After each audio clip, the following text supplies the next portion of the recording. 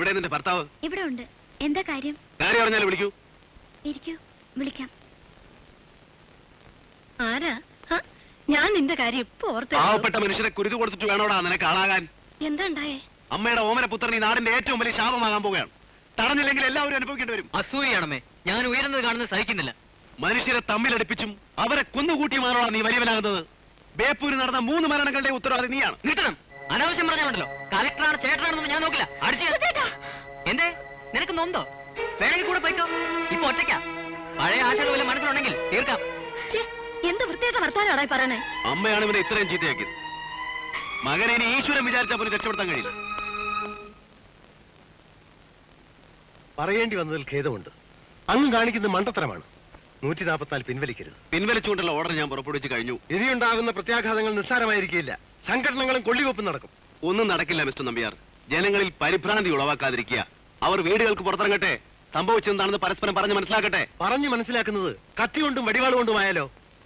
നിരോധനാജ്ഞ പിൻവലിച്ചാലും ഇപ്പൊ ഇവിടെയുള്ള പോലീസ് ഫോഴ്സ് ഇവിടെ തന്നെ നിൽക്കട്ടെ. വിതാംസ്, എനിക്ക് ഇവിടുന്ന് പെൻഷൻ പറ്റി പോവാൻ പറ്റുമാവും. ഇവിടത്തെ സിറ്റുവേഷനേക്കാൾ നിങ്ങൾക്ക് വലുത് പോസ്റ്റും പെൻഷനുമാണല്ലോ. മിസ്റ്റർ ജെയിംസ്, പോലീസ് ജനങ്ങളോട് ഏറ്റവും നല്ല രീതിയിൽ പെരുമാറണം. ഏറ്റവും നല്ല ഭാഷയിൽ സംസാരിക്കണം. സർ, സ്ത്രീകളുടെ 4-5 സംഘങ്ങൾ വീട് വീടാന്തരം കയറി ഇറങ്ങാനുള്ള പരിപാടിയുണ്ട്. ജനങ്ങളുടെ ഭീതിയും വൈരാഗ്യവും മാറ്റാനാണ് അവരുടെ ദൗത്യം.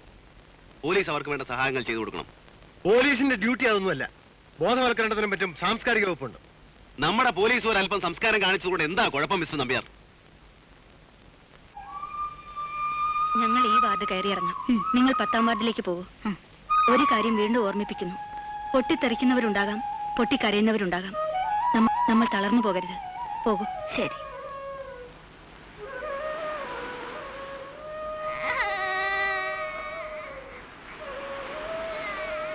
എന്റെ മുറ്റത്ത് കിടന്ന അരിയും ഞാൻ എല്ലാറ്റിനെയും. എന്റെ കബീർ നീയുടെ വലം കൈയായിരുന്നു. ഇങ്ങനെ പോലും കൊല്ലിച്ച് എന്നെ കൊന്ന നമ്മുടെ കബീറിനെ തിരിച്ചു കിട്ടുമെങ്കിൽ മടിക്കണ്ട. ബാപ്പ, പണ്ട് ഈ കടപ്പുറത്ത് കുറെ കൊന്നു കൂട്ടിയിട്ടില്ലേ? പിന്നീട് എല്ലാ കുടിപ്പകയും മറന്ന് നമ്മൾ ഒന്നായി ജീവിക്കായിരുന്നു അല്ലേ? ഇപ്പൊ നമ്മൾ വീണ്ടും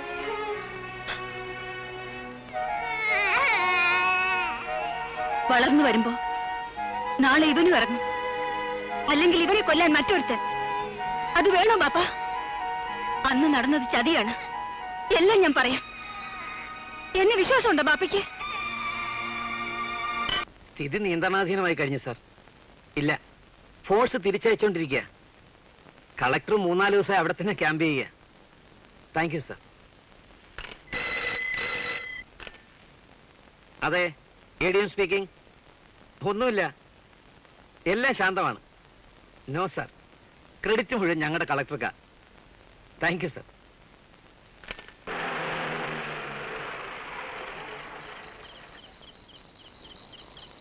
സാർ,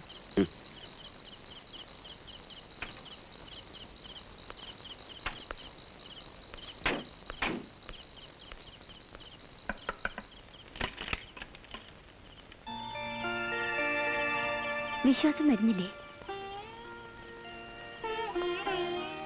എനിക്കറിയാം നിനക്ക് എന്നെ ഉപേക്ഷിക്കാൻ കഴിയില്ല.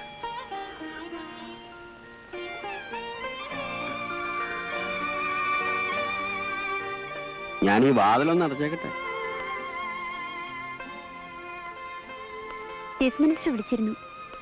അഭിനന്ദനങ്ങളൊക്കെ എനിക്കാണ്. ഭർത്താവിന്റെ വിജയത്തിന് പിന്നിലെ ശക്തി ഭാര്യയാണത്രേ. പക്ഷേ ഞാൻ അതിന് അർഹയാണോ? ഞാൻ എന്ന് ഈ മനസ്സ് വേദനിപ്പിച്ചില്ലേ ഉള്ളൂ.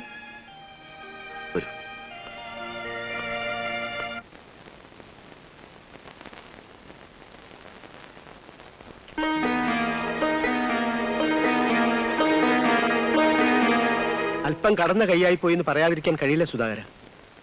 എന്നെ ഒറ്റപ്പെടുത്തുകയാണോ? മന്ത്രിയല്ലേ പറഞ്ഞത് ഇങ്ങനെയുള്ള ഇഷ്യൂസ് ഉണ്ടാക്കണമെന്ന്? അതെ, അത് ഇത്രയും. ഇവിടെ ഏത് സംഘടന പൊളിപ്പിക്കാനും പിളർക്കാനും ഏറ്റവും നല്ല മാർഗം മതമാണ്. അതിൽ വീഴുന്ന തീപ്പൊരി കത്തിപ്പെടാതിരുന്നിട്ടില്ല. അതിവിടെ വിലപ്പോയില്ലല്ലോ. 3 ആളെയും കൊന്ന് ഈ കഷ്ടപ്പാടും കഴിച്ചിട്ട് ഗുണം കിട്ടിയത് കളക്ടർക്ക്. കണ്ടില്ലേ പത്രത്തിൽ എഴുതി പിടിപ്പിച്ചിരിക്കുന്നത്? തുടങ്ങി വെച്ച സ്ഥിതിക്ക് തോറ്റു കൊടുക്കാൻ ഞാനും തയ്യാറല്ല. പ്രശംസിച്ചവരെ കൊണ്ട് തന്നെ തിരിച്ച് ഞാൻ എഴുതിപ്പിക്കും. എന്താ തന്റെ പ്ലാൻ? 10-12 പേര് ഇപ്പോഴും എന്റെ കസ്റ്റഡിയിലുണ്ട്. ദൈവത്തിനെ ചെരുപ്പ് കൊണ്ട് എറിഞ്ഞതിൽ തീരാത്ത പകയുള്ളവർ. പള്ളിക്കെതിരെ ഒരു ചെറിയ പ്രശ്നം ഉണ്ടാക്കിയാൽ മതി. ഒരു 10-12 കല്ല് മാത്രം മതി. അത് ഈ രാധമ്മയെ അവളുടെ സംഘത്തെയും തകർത്ത് തരിപ്പണമാക്കും. കലക്ടറല്ല, ദേവേന്ദ്രൻ വിചാരിച്ചാൽ തടുക്കാൻ പറ്റില്ല. പണം വേണം, 10-100 ആളെ സംഘടിപ്പിക്കണം. പണത്തിന്റെ കാര്യത്തിൽ പേടിക്കണ്ട. പക്ഷേ എല്ലാം കഴിയുമ്പോൾ നമ്മുടെ കക്ഷിക്ക് അവിടെ ശക്തമായ ഒരു അടിത്തറ വേണം.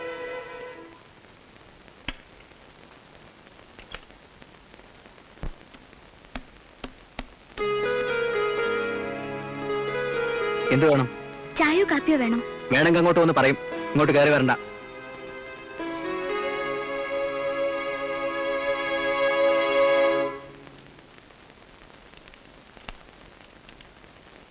സുധാകരന്റെ ഭാര്യ വന്നിട്ടുണ്ട്. സുധാകരന്റെ ഭാര്യ വരാൻ പറയും. ഓ വരൂ.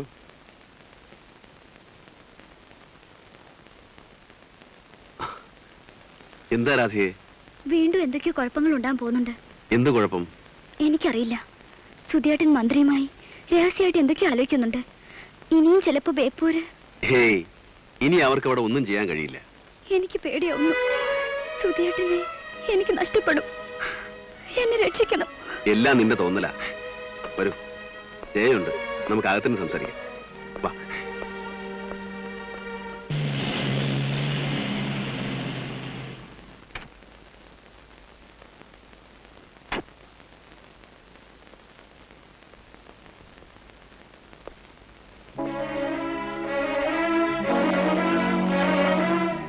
അതിനിടയിൽ ഇങ്ങനെയും ചില നാടകങ്ങൾ നടക്കുന്നുണ്ടല്ലേ? സുധി, ഇവള് ഒന്നും പറയണ്ട. ഇതിനു മുമ്പും ഈ വരവ് പതിവുണ്ടല്ലേ, ഭാര്യയില്ലാത്തപ്പോഴും. സുധി, അനാവശ്യം പറയരുത്. ഓ, ധർമ്മപത്നി. നാണമുണ്ടോ നിങ്ങൾക്ക്? ഭർത്താവിന് സൗകര്യം ഒപ്പിച്ചു കൊടുക്കുന്നു. പാടി. സുധി, പുറത്താളുണ്ട്. ഉണ്ടായിക്കോട്ടെ, അവരും അറിയട്ടെ കളക്ടറുടെ മാന്യത. ഈ അടി നിങ്ങളുടെ കവളത്താണ് തരേണ്ടത്. കയറി വണ്ടിയിൽ.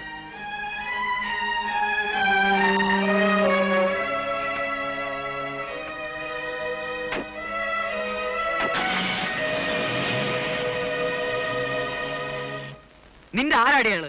എന്റെ ഇഷ്ടത്തിനെതിരായ ഒരു വിരൽ അനക്കിയാൽ അടിച്ച് ഞാൻ പുറത്താക്കും. എന്ത് വേണമെങ്കിലും ചെയ്തോളൂ.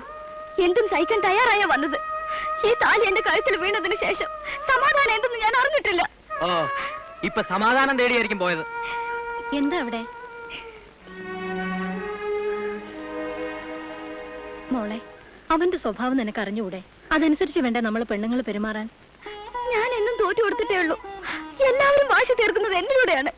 ഹരിയേട്ടൻ അച്ഛനോടുള്ള വാശി, സുധിയേട്ടൻ ഹരിയേട്ടനോട്. എല്ലാം ശരിയാവും. കൊതിച്ചതല്ല കിട്ടിയത്. പരാതിയില്ല, പക്ഷെ അതും നഷ്ടപ്പെടുമെന്ന പേടി. നമ്മുടെ ഉത്സവങ്ങൾക്ക് നേരെ ചെരുപ്പുകൾ എറിഞ്ഞാൽ അവരുടെ ആരാധനാലയങ്ങൾക്ക് നേരെ ഒരു കല്ലെങ്കിലും എറിഞ്ഞിരിക്കുമെന്ന് അവർ മനസ്സിലാക്കണം. നിങ്ങൾക്ക് വേണ്ടിയും നമ്മുടെ വിശ്വാസങ്ങൾക്ക് വേണ്ടിയും പ്രാണൻ പോലും ത്യജിക്കാൻ തയ്യാറുള്ള കുറെ സഹോദരന്മാർ ഇവിടെ എത്തിച്ചേരും. അവരുടെ പിന്നിൽ നിങ്ങൾ ഉറച്ചു നിൽക്കുക. എപ്പോ വരും? മിക്കവാറും ഇന്ന് രാത്രി, ഇല്ലെങ്കിൽ നാളെ.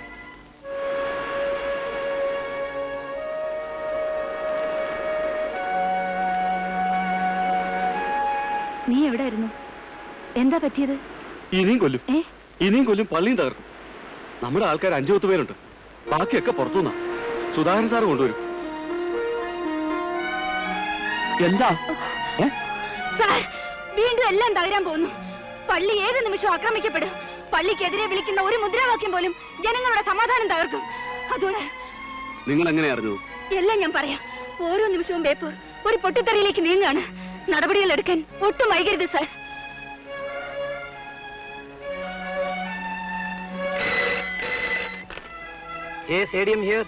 താങ്കൾ ഉടനെ ബേപ്പൂർക്ക് പുറപ്പെടണം.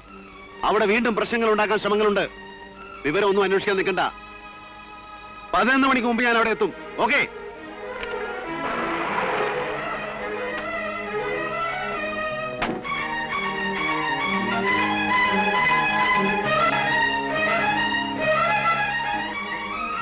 ഹായ്, ഇങ്ങോട്ടുള്ള വഴിയൊക്കെ അറിയോ?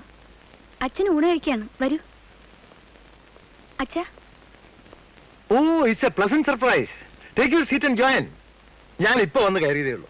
ബേപ്പൂര് വീണ്ടും പൊട്ടിത്തെറിച്ചേക്കാം. ചില പുതിയ സംഭവ വികാസങ്ങൾ ഉണ്ടായിട്ടുണ്ട്. പള്ളിക്കെതിരെ ഒരു ആക്രമണം ഉണ്ടാവും. മോളെ, കലക്ടർക്ക് പ്ലേറ്റ് വയ്ക്ക്. ഒരു ഡിന്നറിന് വിളിച്ചിട്ട് ഇതുവരെ വന്നില്ല. ബേപ്പൂരിലെ സ്ഥിതിയെ കുറിച്ചാണ് ഞാൻ സംസാരിക്കുന്നത്. Yes yes. എന്താ പുതിയ പ്രശ്നം? എന്തെങ്കിലും കഴിച്ചിട്ട് മതി സംസാരം. ഇവരുടെ പാചകം നോക്കൂ. മിസ്റ്റർ നമ്പ്യാർ, ഞാൻ വന്നത് ഭക്ഷണം കഴിക്കാനല്ല. സോറി, നമ്മളിപ്പോ എന്ത് ചെയ്യണം? പിൻവലിച്ച ഫോഴ്സിനെ വീണ്ടും അയക്കണം. ഒരു നിമിഷം പോലും വൈകിക്കൂടാ. എന്തു വന്നാലും നേരിടാൻ നമ്മൾ തയ്യാറായിരിക്കണം. അതിന്റെ ആവശ്യമുണ്ടോ? ജില്ലയിൽ 4 മിനിസ്റ്റേഴ്സിന്റെ പരിപാടിക്ക് തന്നെ വിടാൻ ആളില്ല. നാളേക്ക് നോക്കാം. പോരാ, ലോക്കൽ പോലീസ് എത്രയുണ്ട്? ഏറിയാൽ ഒരു 18 പേര്. എങ്കിൽ MSP വിളിക്കണം. അതിന്റെ ആവശ്യമുണ്ടോ? കാള പെട്ടെന്ന് കേട്ട് കയറെടുക്കണം. ആരോ എന്തോ പറഞ്ഞത് കരുതി. അല്ല, പിണങ്ങാണോ? നിങ്ങളെ മറികടന്ന് ഒരു തീരുമാനം എടുക്കരുതെന്ന് കരുതിയാണ് ഞാൻ വന്നത്. ഇനി ചെയ്യേണ്ടത് ഞാൻ ചെയ്തിരിക്കും. ക്ഷയം ചെയ്യാൻ വെറുതെ ഓരോ പ്രശ്നങ്ങൾ ഉണ്ടാക്കും.